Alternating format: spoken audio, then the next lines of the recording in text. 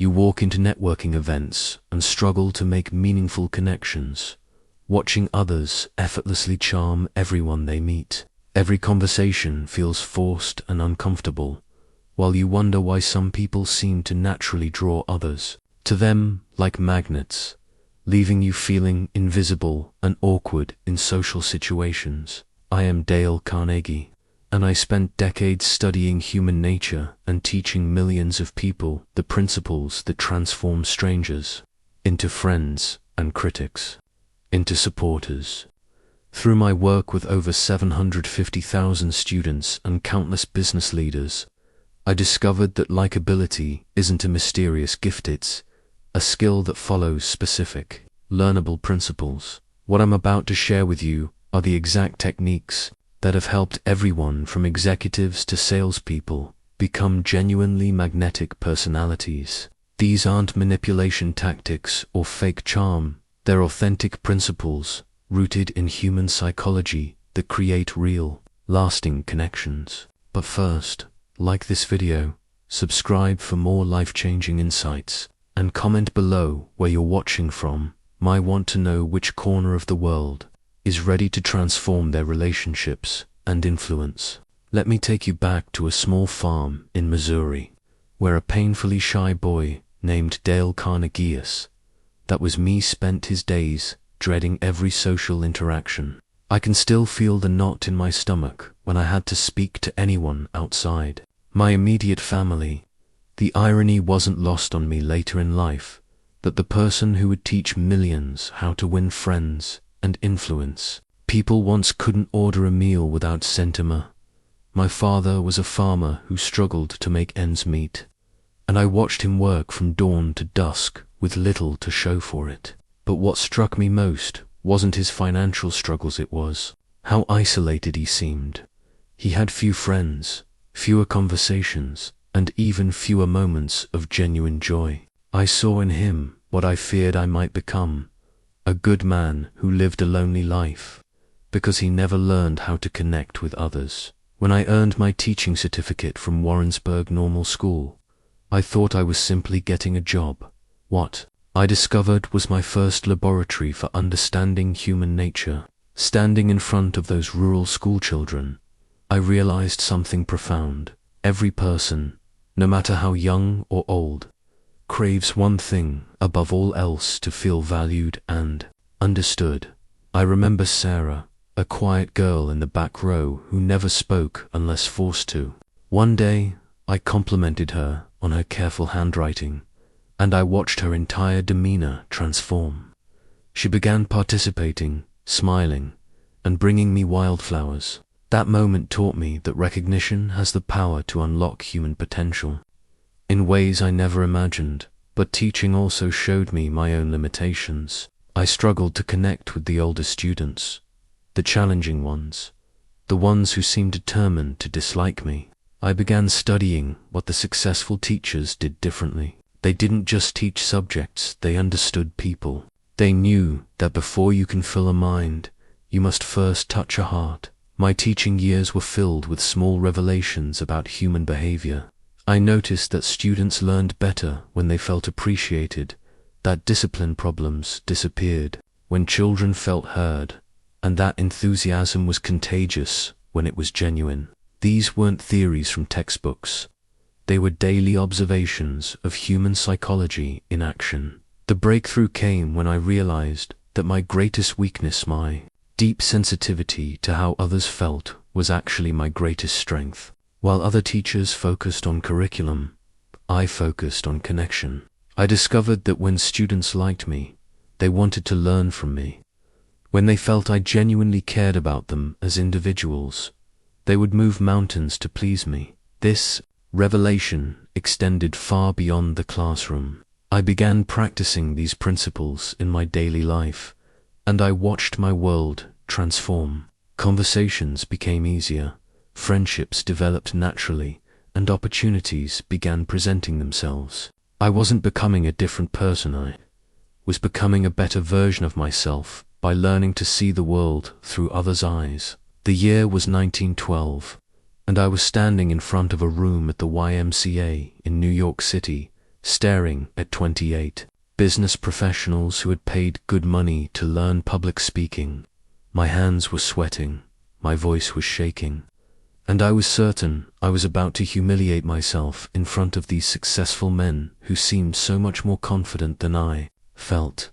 But something extraordinary happened that night that would shape the rest of my life and the lives of millions of others. As I watched these accomplished businessmen, bankers, lawyers, executives struggle with the same fears that had plagued me since childhood, I had a revelation that hit me like lightning. Everyone, absolutely everyone, desperately wants to feel important and valued. Here were men who commanded respect in their professional lives, who made crucial decisions affecting thousands of dollars and hundreds of employees. Yet they trembled at the thought of standing up and speaking their minds. They weren't afraid of failure in business. They were afraid of looking foolish, of being judged, of not being accepted. In that moment, I understood that beneath every confident exterior beats the heart of someone who simply wants to belong and be appreciated. I stopped trying to teach them techniques and started helping them feel important. Instead of criticizing their mistakes, I found something genuine to praise in every attempt. When Mr. Peterson stammered through his first speech about his hardware business, I didn't focus on his delivery, marveled at his passion for serving his customers. When Mr. Williams spoke nervously about his family, I highlighted his obvious love and dedication. The transformation was immediate and profound. As each man felt valued and appreciated, his confidence soared. They began sharing more freely, supporting each other, and developing friendships that extended far beyond our Tuesday evening meetings. I realized I wasn't just teaching public speaking, I was fulfilling a fundamental human need. That night, I wrote in my journal what would become the cornerstone of everything I would later teach. The deepest principle in human nature is the craving to be appreciated. This wasn't just a nice sentiment. It was a practical key to unlocking human potential and building genuine relationships. But I also learnt something equally important. This appreciation had to be sincere. When I tried to manufacture compliments or force enthusiasm, these astute businessmen saw right through me. They could sense authenticity from a mile away, and they responded only to genuine interest and honest appreciation. The success of that first class led to more classes, then to speaking engagements, and eventually to the realization that I had stumbled upon principles that could transform not just speakers, but anyone who wanted to connect more effectively with others. These men didn't just become better speakers, they became better husbands, fathers, colleagues, and friends. This revelation taught me that influence isn't about manipulation or clever techniques. It's about meeting people's deepest emotional needs with genuine sincerity. When you make someone feel truly important and valued, you don't just win their attention, you earn their loyalty, their trust, and their friendship. Through my years of working with thousands of students, I discovered that the foundation of all human relations rests on one simple but powerful principle: become genuinely interested in other people. Not pretend to be interested, not act interested for personal gain, but develop real, authentic curiosity about the lives, thoughts, and experiences of others. I learned this lesson the hard way. In my early attempts to win friends and influence people, I focused entirely on making myself interesting. I prepared clever stories, practiced witty remarks, and tried to impress others with my knowledge and accomplishments. The results were disastrous. People listened politely, but remained distant. Conversations felt forced and artificial. I was working twice as hard to get half the connection I desired. The breakthrough came when I met Alfred Adler, the renowned psychologist, at a dinner party in New York. Instead of trying to impress him with my theories about human behavior, I asked him about his work with individual psychology. I inquired about his patients, his discoveries, his challenges. For 2 hours, I barely spoke except to ask thoughtful questions and offer genuine responses to his insights. At the end of the evening, Dr. Adler told the host that I was one of the most interesting conversationalists he had ever met. The irony was, Perfect I had become interesting by being interested. This experience taught me that people are primarily concerned with themselves, their problems, their hopes, and their dreams. When you tap into this natural self-interest with genuine curiosity, you create an immediate bond. But becoming genuinely interested requires more than just asking questions. It demands that you develop what I call emotional curiosity, a real desire to understand how others think and feel. When Mrs. Patterson told me about her garden, I didn't just nod politely. I asked about her favorite flowers, her biggest challenges with pests, her plans for next season. I discovered she had created a small botanical paradise that reflected her artistic soul. This genuine interest had a magical effect. Mrs. Patterson began sharing more personal stories: her late husband's love for roses, her daughter's wedding, plans, her own dreams of writing a gardening column. By the end of our conversation, she invited me to see her garden and introduced me to 3 of her friends who became valuable business contacts. The key is understanding that everyone you meet knows something you don't, has experienced something you haven't, and can teach you something valuable. When you approach conversations with this mindset, your interest becomes naturally genuine because it is genuine. You're not pretending to care. You actually do care about learning and growing through human connection. I've watched this principle transform countless relationships. Salespeople who stopped focusing on their products and started focusing on their customers' needs saw their sales double. Managers who took genuine interest in their employees' career aspirations found their teams more motivated and loyal. Parents who became curious about their children's interests discovered deeper, more meaningful relationships with their kids. The beautiful paradox is that when you focus entirely on others, you become magnetic. People are drawn to those who make them feel heard, understood, and valued. In a world where everyone is competing for attention, the person who gives attention becomes irresistibly attractive.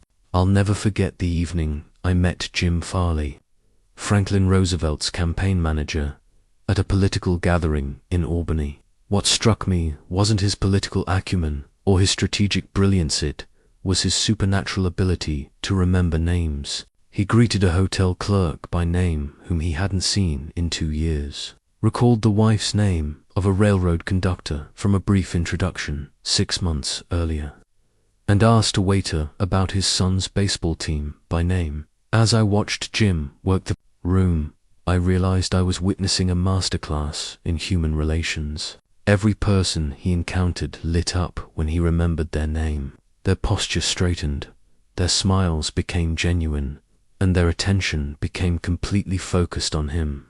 Jim wasn't just remembering names, he was making people feel important, valued, and unforgettable. That night, I began what would become my lifelong practice of treating names as the most important information anyone could share with me. I started carrying a small leather journal where I recorded not just names, but personal details about everyone I met. Margaret from the bank had a daughter studying piano. Robert, the taxi driver, was saving to visit Ireland. Mrs. Henderson at the grocery store collected stamps from around the world. The transformation in my relationships was immediate and profound. When I greeted Margaret by name the following week and asked about her daughter's piano recital, her entire demeanor changed. She began going out of her way to provide exceptional service, often staying late to help me with complex transactions. Robert started seeking me out as a passenger, sharing stories about his Irish heritage, and even inviting me to meet his family. Mrs. Henderson would set aside the best produce for me and became one of my most enthusiastic supporters when I started teaching my courses. But remembering names is more than just a memory. Exercise, it's a demonstration of respect and attention. When someone tells you their name, They're sharing their identity, their history, their sense of self. When you remember and use that name, you're acknowledging their worth as an individual. When you forget it, you're sending the message that they're not important enough to remember. I developed specific techniques to ensure I never forgot a name. First, I would repeat the name immediately. Nice to meet you, Charles. Then I would use it again during our conversation. Charles, what do you think about ... Finally, I would repeat it when saying goodbye. It was wonderful talking with you, Charles. I hope we meet again soon. This simple repetition carved the name into my memory permanently. I also learned to connect names with visual associations. Mr. Baker worked with flour and dough. Miss Rose had rosy cheeks. Dr. Strong had a firm handshake. These connections might seem silly, but they worked flawlessly, and the effort I put into remembering showed people that they mattered to me. The psychology behind this principle runs deep. A person's name represents their entire identity, their family history, their personal brand, their sense of self. When you use someone's name with genuine warmth and respect, you're touching something sacred within them. You're saying, you matter, you're worth remembering, you're important to me. This simple practice opened doors that seemed permanently closed, created friendships that lasted decades, and generated business opportunities that changed my life. All because I learned that the sweetest sound in any language is the sound of one's own name spoken with genuine appreciation and respect. I was invited to dinner at the White House during Franklin Roosevelt's presidency, and I arrived with great anticipation of engaging in stimulating political conversation with one of America's most charismatic leaders. What I witnessed instead was a masterclass in the art of listening that forever changed how I understood the power of focused attention. Throughout the evening, President Roosevelt asked me thoughtful questions about my work, my background, and my observations about human nature. He leaned forward when I spoke, maintained eye contact, and asked follow-up questions that showed he was genuinely processing what I shared. For nearly 2 hours, he made me feel like the most interesting person in Washington. When I left that evening, I realized something profound. I had done most of the talking, yet I felt like I had spent time with one of the most engaging conversationalists I'd ever met. This experience taught me that being a good listener is infinitely more powerful than being a good talker. Roosevelt understood that people don't care how much you know until they know how much you care, and listening is the highest form of caring you can demonstrate in conversation. I began studying the art of listening with the same intensity I had studied public speaking. I discovered there are 3 distinct levels of listening, each with dramatically different results. The first level is waiting to talk, where you're simply biding your time until you can share your own thoughts. Most people operate at this level, and it creates superficial, unfulfilling conversations. The second level is hearing to respond, where you're actually processing what someone says so you can provide advice, solutions, or relevant experiences. This is better than level 1, but it still keeps the focus on you and what you can contribute to the conversation. The third level is listening to understand, where your complete attention is focused on truly comprehending not just the words someone is saying, but the emotions, concerns, and deeper meanings behind those words. This is where the magic happens. When someone feels truly heard and understood, they develop an immediate and powerful connection with you.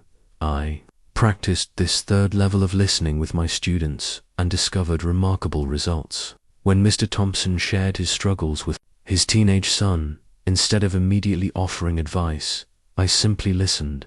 I asked questions like, "How did that make you feel? And what do you think your son was really trying to tell you?" By the end of our conversation, Mr. Thompson had worked through his own solution and thanked me for my wisdom, even though I had barely offered any advice. The secret is understanding that most people don't want you to fix their problems. They want to feel heard and validated. When you provide that gift through focused listening, you become incredibly valuable to them. They begin seeking your company, sharing their deepest concerns, and viewing you as a trusted confidant. But listening is more than just being quiet while someone talks. True listening requires active engagement, asking clarifying questions, reflecting emotions, and demonstrating through your responses that you've truly absorbed what they've shared.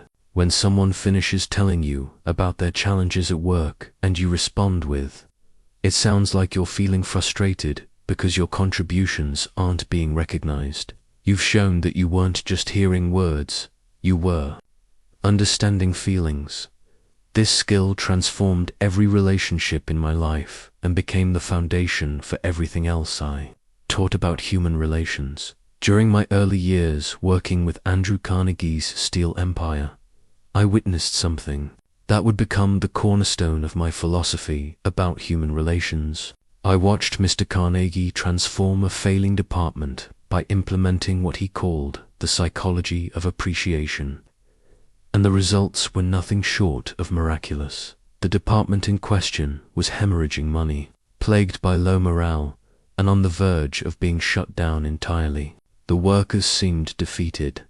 The supervisors were constantly arguing, and productivity had plummeted to dangerous levels. Most executives would have brought in new management or threatened massive layoffs. Dale Carnegie did something entirely different. He began making every person in that department feel genuinely important. He started by learning the names of every worker, from the floor sweepers to the shift supervisors. But more importantly, he learned something valuable about each person's contribution. He discovered that Tommy, the young man who cleaned the machines, had invented a small modification that prevented oil waste. Mary, who worked in the filing department, had created an organizational system that saved hours of searching time. Joe, a furnace operator, had developed a technique that improved steel quality. Carnegie began publicly recognizing these contributions. He didn't just say good job, he explained specifically how each person's innovation had improved the company. He told Tommy that his oil-saving modification had saved the company hundreds of dollars and asked him to train other departments in his technique. He praised Mary's filing system in front of the entire management team and asked her to implement it company-wide. He invited Joe to share his furnace techniques with other operators and gave him a bonus for his innovation. The transformation was immediate and profound. Within 3 months, the department went from worst performing to most profitable. Workers began arriving early and staying late, not because they were required to, but because they felt valued and important. They started suggesting improvements, collaborating more effectively, and taking pride in their work. I learned that making people feel important isn't about empty flattery or generic praise. It's about recognizing the unique value that each person brings and acknowledging their contributions in specific, meaningful ways. When you tell someone exactly how their efforts have made a difference, you tap into their deepest psychological need for significance. But this principle extends far beyond the workplace. I began applying it in every relationship in my life. When my neighbor Mrs. O'Malley shared her homemade bread, I didn't just say thank you. I told her that her kindness reminded me of my grandmother's generosity and that her bread was better than anything I could buy in the finest bakeries. When the young clerk at the bank helped me with a complex transaction, I asked to speak with his manager to commend his exceptional service and attention to detail. The results were extraordinary. Mrs. O'Malley began inviting me to family gatherings and became one of my dearest friends. The bank clerk, whose name was William, eventually became a successful businessman and credited our interaction as a turning point in his confidence and career aspirations. I discovered that most people go through their entire lives feeling underappreciated and overlooked. When you become the person who recognizes their worth and makes them feel truly important, you create a bond that transcends ordinary friendship or business relationships. You become someone they remember, someone they seek out, someone they want to help succeed. The key is authenticity. You must find something genuinely worthy of appreciation in every person you meet. This isn't difficult because every person has unique experiences, perspectives, and contributions that deserve recognition. When you develop the habit of looking for these qualities and expressing your appreciation for them, you transform not only other people's lives, but your own as well. My mother possessed what I can only describe as a magical smile. It wasn't just the physical arrangement of her features, it was an expression of genuine warmth and joy that seemed to emanate from her very soul. I watched that smile transform angry creditors into understanding friends, turn hostile neighbors into supporters, and convert my own childhood tears into laughter countless times. When I was 8 years old, our family faced financial ruin. My father's crops had failed, and we were months behind on our mortgage payments. The bank representative came to our farm with foreclosure papers, his face stern and his manner businesslike. I watched from behind the kitchen door as my mother greeted him with that radiant smile, offered him her best coffee, and asked about his family with genuine interest. By the time he left, not only had she negotiated a payment extension, but he had also recommended a government program that helped us keep our farm. Years later, I realized that her smile hadn't been a manipulation tactic, it had been an authentic expression of her belief that every person deserved kindness and respect, regardless of their mission or message. This lesson became foundational in my understanding of human relations. A genuine smile is perhaps the most powerful tool you can use to connect with others because it communicates instantly and universally. It says, "I'm glad to see you. You matter to me. I wish you well." These messages are received and understood faster than any words you could speak. But I learned through painful experience that there's a world of difference between a genuine smile and a mechanical one. During my early sales career, I tried to use smiling as a technique, forcing my features into what I thought was a winning expression. The results were disastrous. People could sense the artificiality immediately, and my forced smiles actually created more distance than warmth. The breakthrough came when I stopped trying to smile and started finding reasons to smile. Instead of putting on a smile to get something from people, I began appreciating something about each person I met. When I focused on Mrs. Rodriguez's dedication to her flower shop, my smile became natural because I genuinely admired her passion. When I appreciated Mr. Chen's patience in explaining complex banking procedures, my smile reflected real gratitude. I discovered that genuine smiles are impossible to fake because they engage your entire face, not just your mouth. Real smiles involve your eyes, your cheeks, even your posture. They create what psychologists call micro-expressions that communicate authenticity at a subconscious level. People can spot a fake smile from across a room, but they're powerlessly drawn to a genuine one. The psychology behind smiling is remarkable. When you smile genuinely, your brain releases endorphins that actually make you feel happier. When someone receives your genuine smile, mirror neurons in their brain cause them to feel happier as well. You're literally sharing joy, creating a positive feedback loop that benefits both people. I began conducting an experiment. For 1 week, I committed to finding something genuinely smile-worthy about every person I encountered. The newspaper delivery boy's reliability, the restaurant waitress's efficiency, the office janitor's thoroughness. As I practiced this appreciation-based smiling, I noticed that conversations became easier, service improved dramatically, and opportunities seemed to multiply. The most powerful discovery was that smiling changed me as much as it changed others. When you're constantly looking for reasons to appreciate people, you become a more positive, optimistic person. You start seeing the world as a friendlier place because you're contributing to making it friendlier through your own authentic expressions of goodwill. I was struggling to connect with Harold Whitman, a gruff railroad executive who seemed immune to my usual approaches. He was polite but distant, professional but cold. Our business meetings were efficient but lacked any personal warmth. I was beginning to think some people were simply unreachable when I noticed something unexpected in his office. An exquisite collection of rare stamps, carefully displayed in elegant frames. Instead of launching into our usual business discussion, I asked about his collection. Immediately, Harold's entire demeanor transformed. His eyes lit up as he shared the story behind a particular stamp from British Guiana. His voice became animated as he described the thrill of finding a rare misprint and his formal business. Posture relaxed as he showed me stamps from his childhood collection.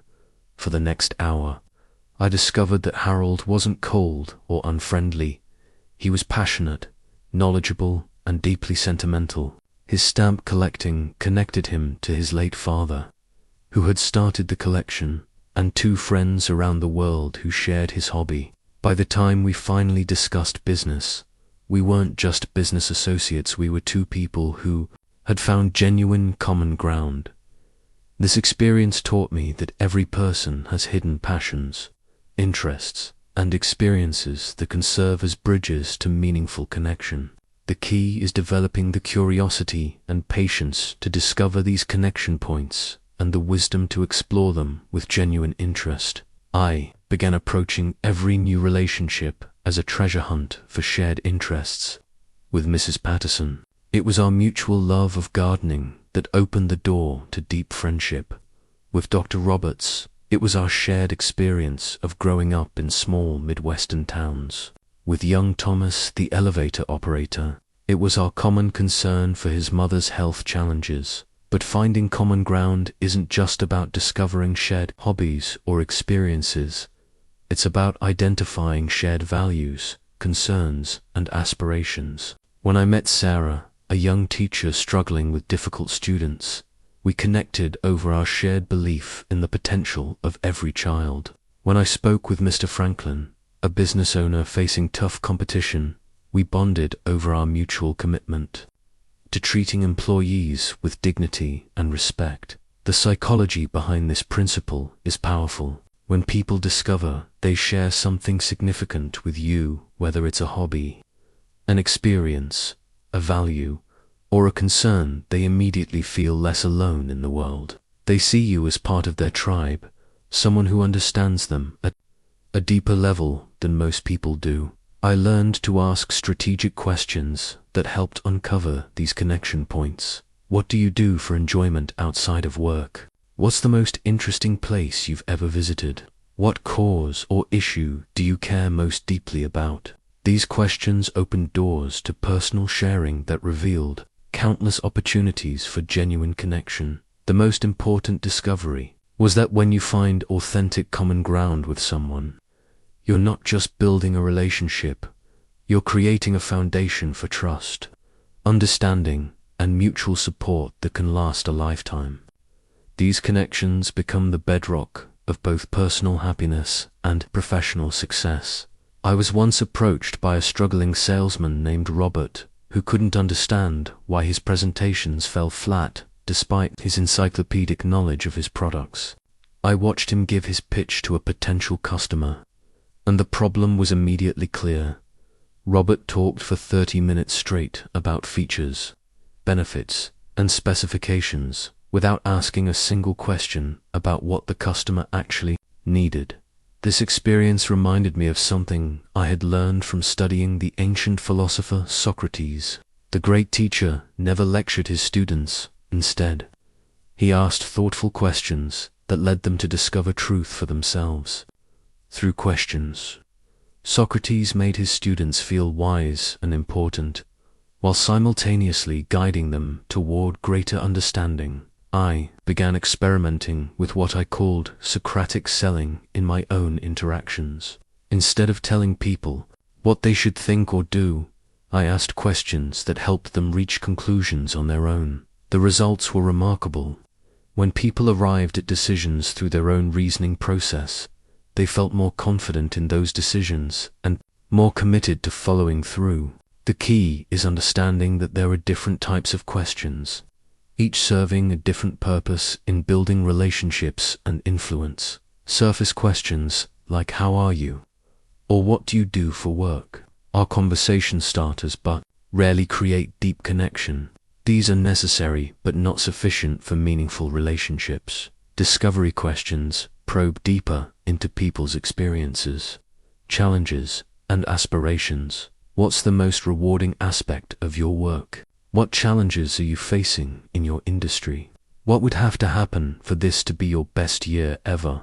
These questions show genuine interest and help you understand what really matters to the person you're speaking with. Feeling questions explore emotions and motivations. How did that make you feel?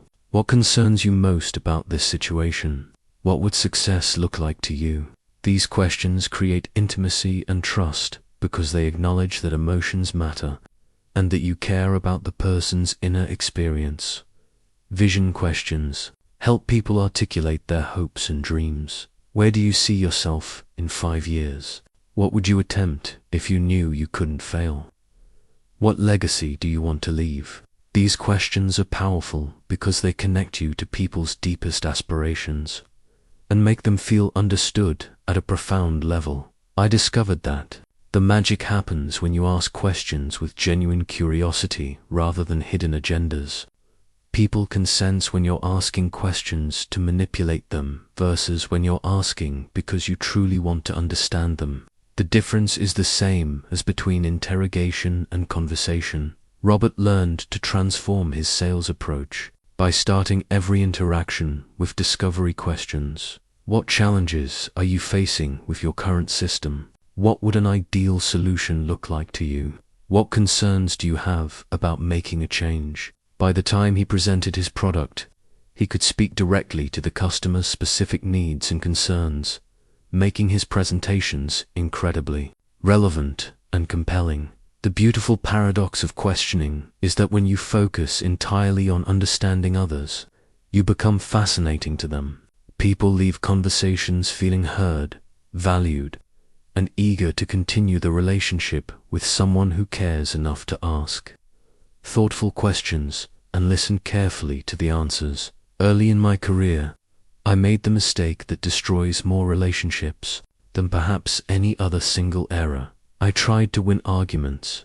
I was young, eager to prove my intelligence, and convinced that being right was more important than being liked. This misguided approach cost me friendships, business opportunities, and countless chances to influence others positively. The wake-up call came during a dinner party where I corrected a prominent businessman about a Shakespeare quotation. He had attributed a line from Julius Caesar to Hamlet, and I couldn't resist demonstrating my superior knowledge of literature.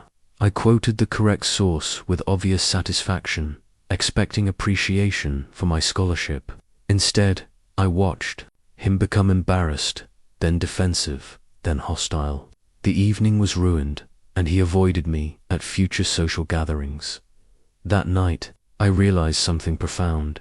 I had won the argument, but lost the man. Even though I was factually correct, my need to be right had humiliated him and damaged our relationship permanently. This experience taught me one of the most important lessons of my life. You can't win an argument and keep a friend. The psychology behind this principle is simple but powerful. When you prove someone wrong, you attack their ego, their sense of competence, and their public image. Even if they can't refute your facts, they'll resent you for making them feel foolish. You may win the argument, but you'll lose their goodwill, cooperation, and friendship. I began studying successful diplomats and realized they understood something most people miss. The goal of human interaction isn't to prove you're right, it's to build relationships and influence outcomes positively. When President Lincoln disagreed with his generals, he didn't demolish their arguments in front of others. He found ways to guide them toward better decisions while allowing them to save, face, and maintain their dignity. I developed what I call the diplomatic disagreement approach. Instead of saying "you're wrong," I learned to say "I see your point," And I wonder if you've considered this perspective. Instead of "that's ridiculous," I would offer "that's interesting." And here's another way to look at it. These subtle changes in language preserved relationships, while still allowing me to share different viewpoints. The most powerful technique I discovered was what I call strategic concession. When someone makes a point that has any merit whatsoever, I acknowledge that merit before presenting alternative views. You're absolutely right about the importance of cost control, and I think there might be a way to achieve that while also improving quality. This approach makes people feel heard and respected, rather than attacked and defensive. I learned to ask myself, before every potential argument, is my goal to be right, or is my goal to be effective? If I wanted to maintain the relationship and actually influence the person's thinking, I had to abandon my need to win and focus on finding common ground and mutual understanding. During my years of teaching business leaders, I watched this principle transform countless professional relationships.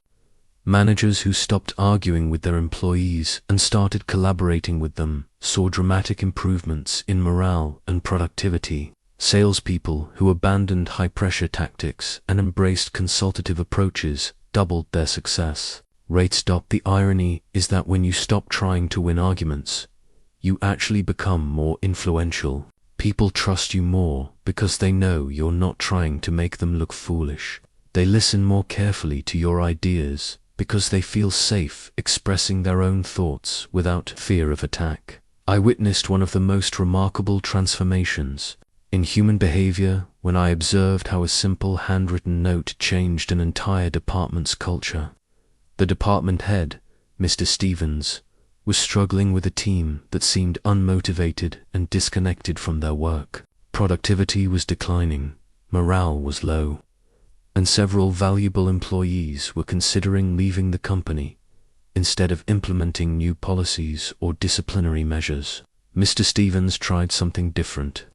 He began writing personal notes of appreciation to each team member, acknowledging specific contributions and highlighting their unique value to the organization. To Martha, he wrote about her exceptional attention to detail that had prevented several costly errors. To Robert, he praised his collaborative spirit that helped new employees feel welcomed and supported.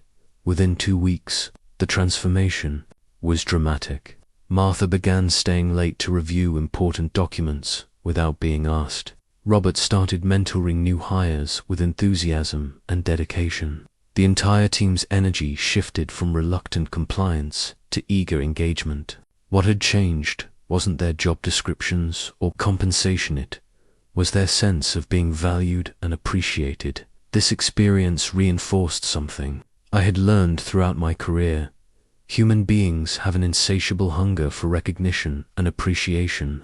We all want to know that our efforts matter, that our contributions are noticed, and that we're valued as individuals. When you fulfill this deep psychological need, you tap into a source of motivation that far exceeds any external reward. But I learned that praise must be specific and genuine to be effective. Generic compliments like "good job" or "nice work" feel hollow and formulaic. Effective praise identifies exactly what the person did well and explains why it mattered. Your presentation to the client was outstanding because you anticipated their concerns and prepared thoughtful responses that addressed each issue directly. Carries infinitely more impact than great presentation. I also discovered the power of public recognition. When you praise someone in front of their peers, colleagues, or supervisors, you magnify the impact exponentially. During one of my seminars, I made a point of acknowledging a participant's insightful question in front of the entire group. I watched him sit straighter, participate more actively, and approach me afterward to thank me for the recognition. That public moment of appreciation transformed his entire experience and engagement level. The key is understanding that people need both encouragement and praise, and they serve different purposes. Praise acknowledges past accomplishments and makes people feel valued for what they've already achieved. Encouragement focuses on future potential and helps people believe in their ability to grow and improve. Your research skills are exceptional, is praise.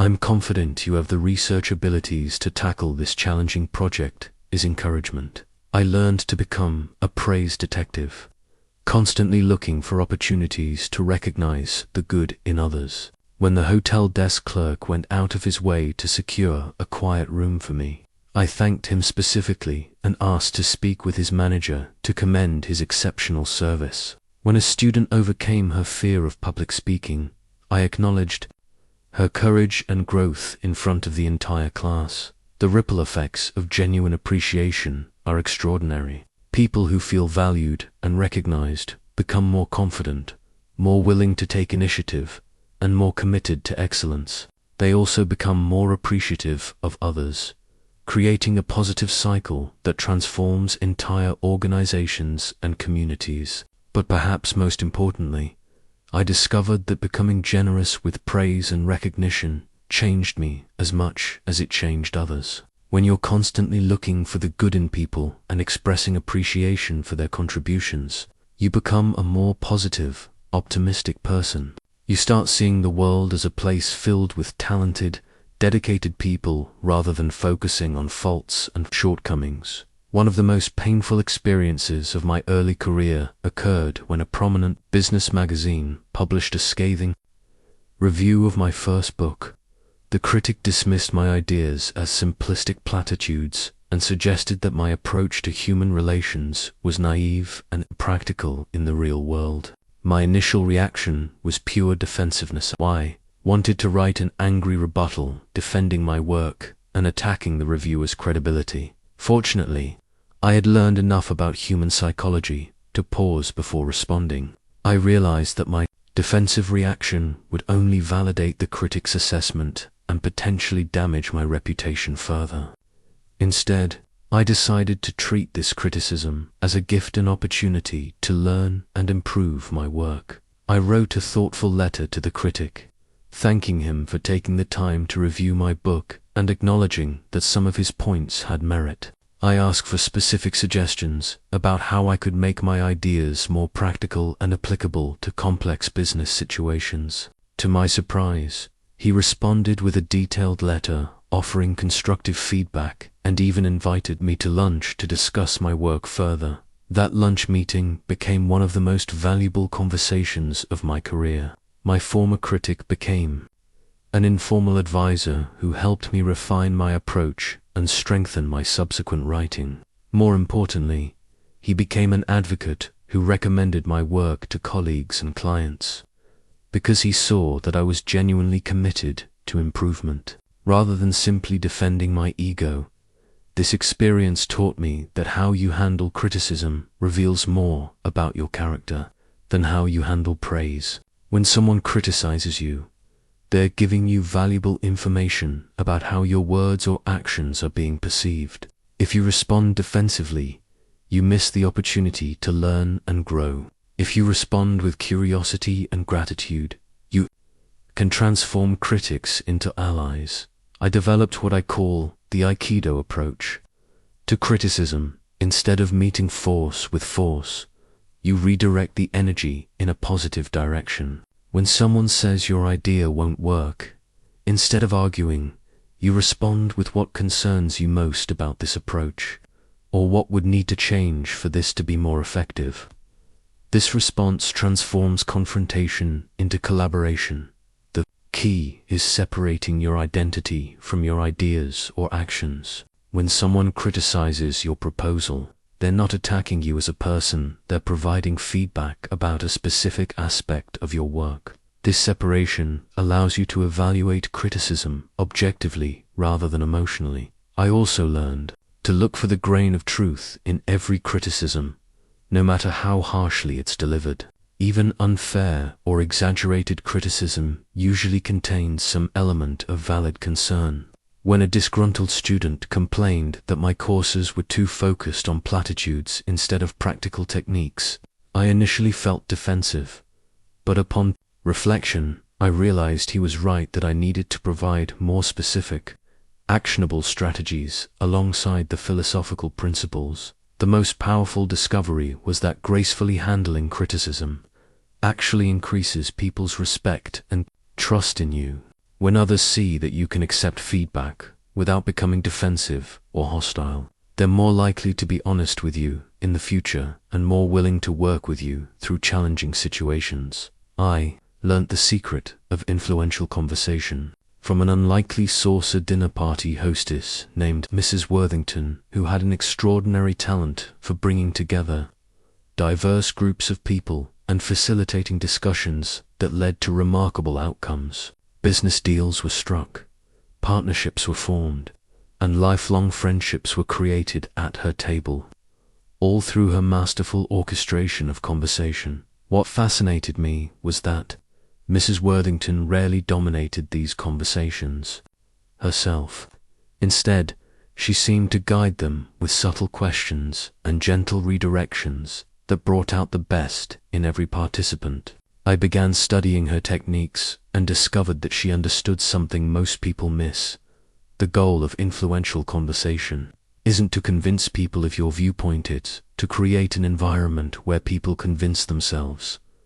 The foundation of her approach was what I came to call progressive agreement. Instead of starting with controversial topics or major decisions, she began conversations by finding areas of mutual agreement. If she wanted to encourage two business leaders to collaborate, she might start by asking each of them about their shared commitment to quality customer service or their common challenges with employee retention. Once she established this foundation of agreement, she gradually introduced more complex topics, always building on the areas of consensus they had already established. By the time she reached the main point she wanted to discuss, the participants had already agreed on so many related points that the final decision felt natural and logical rather than forced or manipulative. I watched her use this technique with remarkable skill during a dinner where she wanted to encourage a wealthy philanthropist to support a local arts program. She didn't begin by asking for money or even mentioning the arts program. Instead, she asked him about his own children's education and what experiences had been most valuable in their development. As he shared stories about how music and theater had enriched his children's lives, she gradually introduced examples of other young people who had benefited from similar opportunities. By the end of the evening, the philanthropist was asking how he could get involved with supporting arts education in the community. Mrs. Worthington had never made a direct request. She had simply created a conversation that allowed him to recognize the connection between his values and the opportunity to make a difference. I began applying this principle in my own interactions and discovered its remarkable power. When I wanted to encourage a hesitant businessman to enroll in my course, I didn't start by describing the curriculum or benefits. Instead, I asked him about his most successful relationships and what had made them work so well. As he identified the communication skills and emotional intelligence that had served him well, he began to see how developing these abilities further could enhance his professional effectiveness. The secret is understanding that people are far more committed to conclusions they reach themselves than to ideas that are imposed on them from outside. When you guide conversations in ways that allow others to discover insights and make decisions through their own reasoning process, you create genuine buy-in rather than reluctant compliance. This approach requires patience and skill, but the results are extraordinarily powerful and lasting, because they're based on authentic conviction rather than external pressure. During my years of teaching and consulting, I encountered every personality type imaginable, and I quickly learned that the same approach that works brilliantly with one person can fail completely with another. The breakthrough came when I realized that effective human relations isn't about having one perfect technique. It's about developing the ability to read people quickly and adapt your approach to match their unique personality and communication style. I developed what I called my personality compass. After observing thousands of interactions and noticing distinct patterns in how different types of people preferred to communicate and make decisions. Some people were direct and result, preferring quick, efficient conversations focused on bottom-line outcomes. Others were relationship-focused, wanting to build personal connections before discussing business matters. Take Mr. Harrison, a successful attorney who valued precision, logic, and efficiency above all else. When I first met him, I made the mistake of spending time on small talk and personal stories, thinking I was building rapport. Instead, I watched him become increasingly impatient and distracted. He wanted facts, figures, and clear outcomes, not emotional appeals or lengthy anecdotes. I adjusted my approach completely. In our next meeting, I prepared detailed data about the measurable results my students had achieved, presented a structured agenda, and focused on the logical benefits of improved communication skills for his law practice. His engagement was immediate and enthusiastic. By matching his preference for analytical, goal-oriented communication, I was able to connect with him effectively. Contrast this with Mrs. Chen, a department store manager who was warm, expressive, and highly social.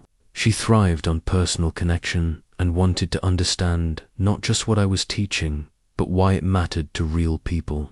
With her, I shared stories about individual students whose lives had been transformed, focused on the emotional benefits of better relationships, and took time to learn about her own challenges and aspirations. The key insight was that people aren't just different in their interests and backgrounds, they're different in how they process information, make decisions, and build trust.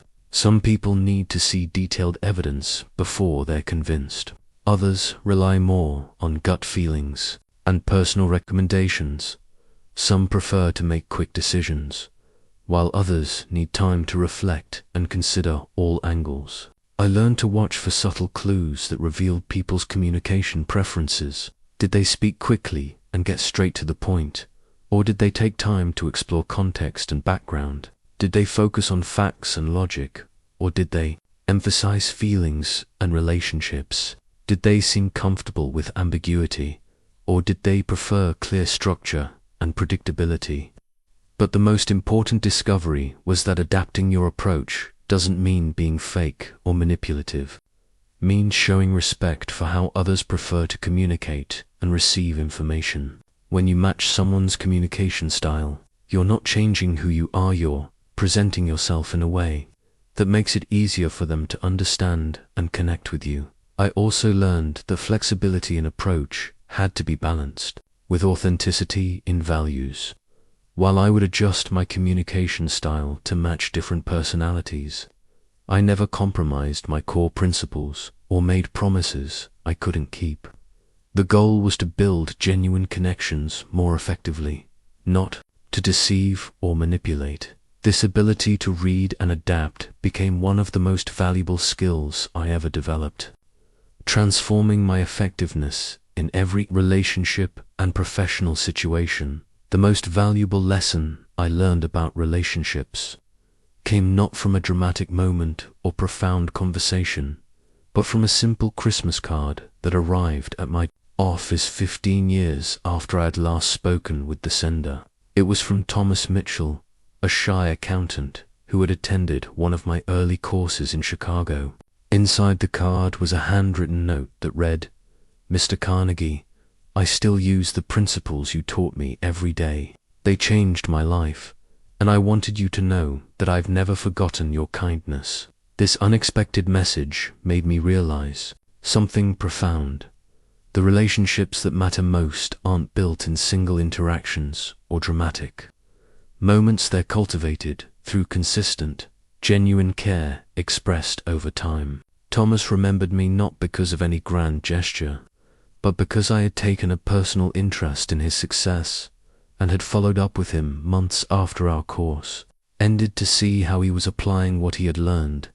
That Christmas card taught me that building lasting relationships requires what I call relationship maintenance, the ongoing effort to stay connected with people who matter to you, even when there's no immediate business purpose or personal need. Most people are excellent at building relationships when they need something, but they neglect those relationships during the periods when everything is going well. I began developing systematic approaches to maintaining relationships over time.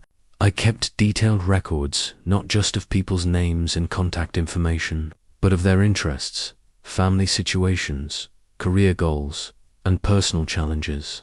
When I read an article about accounting innovations, I thought of Thomas and sent it to him with a personal note. When I met someone who might benefit from his expertise, I made the introduction. The key insight was that valuable relationships aren't transactional. They're based on genuine care for the other person's success and well-being.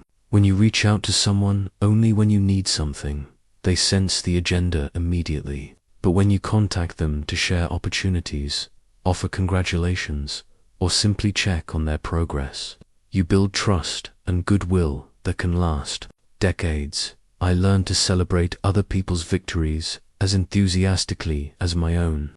When former students received promotions, started businesses, or achieved personal milestones, I made sure to acknowledge their success with personal notes or phone calls. When they faced challenges or setbacks, I offered encouragement and support without being asked. This approach created what I came to think of as a relationship bank account. Every positive interaction, every thoughtful gesture, every expression of genuine care made deposits into this account. When I eventually needed advice, support, or assistance, I could make withdrawals from the goodwill I had built up over time. But the most remarkable discovery was that these long-term relationships became sources of joy and meaning that far exceeded their practical value. People like Thomas became genuine friends whose successes I celebrated and whose struggles I shared. The network of relationships I had built became a community of mutual support and encouragement that enriched every aspect of my life. The secret to building relationships that last is understanding that they require the same care and attention as any other valuable investment. Consistent contributions, patient cultivation, and genuine commitment to the other person's success. As I reflect on how the principles I've shared would apply in today's world, I'm struck by both how much has changed and how much has remained exactly the same. The technology of communication has evolved dramatically. People now connect through screens, send messages instantly across the globe, and build relationships with others they may never meet in person. Yet the fundamental human needs that drive all relationships remain unchanged.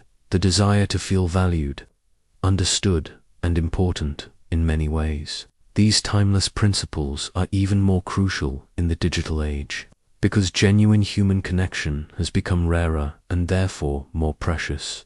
When everyone is competing for attention through social media posts, email messages, and digital advertisements, the person who takes time to truly listen, remember names, and show authentic interest stands out dramatically. I've observed that many people today make the mistake of trying to build relationships through technology alone.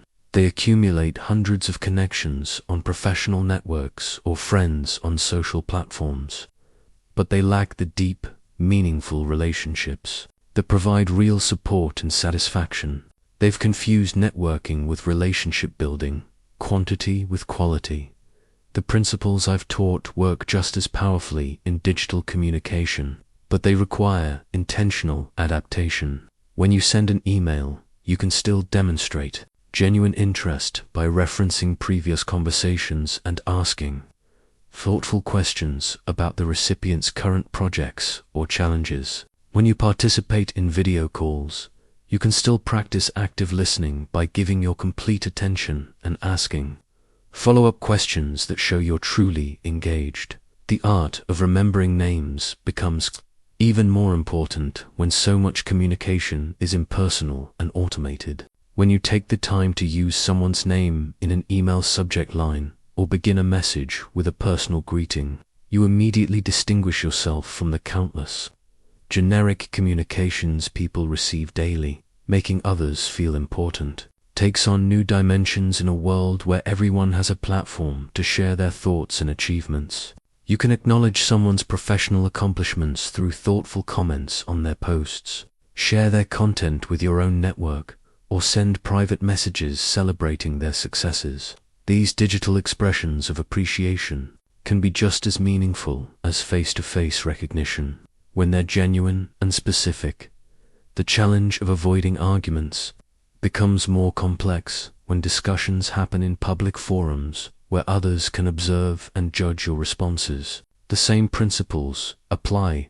Focus on understanding rather than winning. Find common ground before exploring differences, and treat disagreement as an opportunity for learning rather than combat. Perhaps most importantly, the need for authentic relationship building has never been greater. In a world where artificial intelligence can generate personalized messages and automated systems can simulate human interaction, genuine human connection becomes a competitive advantage. People crave authentic relationships with others who truly see them, understand them, and care about their success. The principles I've shared aren't just techniques for getting what you want. They're pathways to creating a life filled with meaningful relationships, mutual respect, and genuine influence. In any era, with any technology, these fundamental truths about human nature will guide you toward deeper connections and greater impact. As I reach the end of our time together, I want to share with you the letters that have meant the most to me throughout my career, not the ones from famous executives or prominent politicians, but the handwritten notes from ordinary people whose lives were transformed by applying these simple principles of human relations. There was Margaret, a shy librarian who wrote to tell me that learning to show genuine interest in others had helped her become the head of her department and find the love of her life. Robert, a struggling salesman who became one of his company's top performers by focusing on listening rather than talking. Sarah, a mother who repaired her relationship with her teenage daughter by learning to avoid arguments and find common ground. Each of these letters reminds me that the principles I've shared aren't just business strategies or social techniques, they're pathways to a richer, more connected, more meaningful life. When you learn to genuinely care about others, to make them feel important and valued, and to build relationships based on mutual respect and understanding, you don't just become more likable, you become a better person. But I must be honest with you, knowledge alone won't change your life. You now possess the same principles that have helped millions of people build better relationships and achieve greater success. But these ideas will remain powerless unless you put them into practice. The transformation happens not in the learning, but in the doing. I encourage you to start small, but start immediately. Tomorrow, make it your goal to remember and use the name of every person you encounter. Notice how it changes their response to you. This week, practice genuine listening in every conversation, completely on understanding rather than preparing your next response. Watch how people begin to seek out your company and value your input. Next month, commit to finding something genuinely worthy of appreciation in every person you meet, and express that appreciation specifically and sincerely. Observe how this practice not only transforms your relationships, but changes your own perspective on the world around you. The most important lesson I can leave you with is this: the principles I've shared work not because they're clever techniques, but because they align with fundamental truths about human nature. Every person you meet wants to feel valued, understood, and important.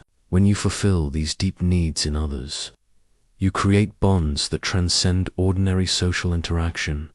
But perhaps the greatest gift these principles will give you is the transformation they create within yourself. When you develop the habit of looking for the good in others, expressing genuine appreciation, and building others up rather than tearing them down, you become a person of influence and impact. You become someone others want to be around, someone they trust with their dreams and challenges, someone who makes a positive difference in the world. The choice is yours.